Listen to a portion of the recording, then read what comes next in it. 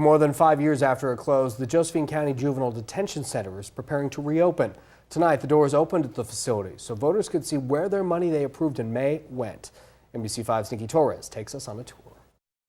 When the funding finally went away and we had to close the doors, it was tragic not only for the community because we lost the resource, but for staff that had a lot of investment in the lives of these kids. Jim Goodwin was one of those staff members back in 2012 when he was a program manager. We've struggled for the last 5.5 years renting beds from neighboring counties. But now, as director, he'll get to witness the day it opens back up and with a new look. We have flooring, paint, fixtures from top to bottom. A turnaround made possible in just 8 months since the county's public safety levy passed on the May ballot. A full facelift. Part of the detention center's new facelift, a state-of-the-art camera security system, allowing communication with just the push of a button, ensuring the safety of both inmates and staff. It's a completely different world when a youth is given a piece of paper and said to show up in court weeks down the road. Goodwin says going through the motions of intake can make a bigger impact on a kid. Law enforcement will see immediate improvements because they'll now have a place and a resource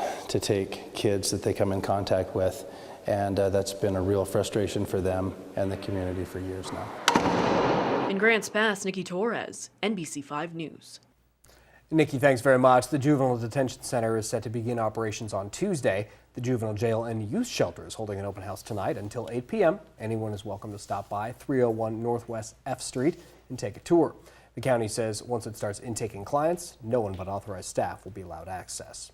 Along with the jail, Turning Point Youth Shelter will also be reopening. The shelter is mainly for dependent youth, which are kids that have abuse or neglect in their background.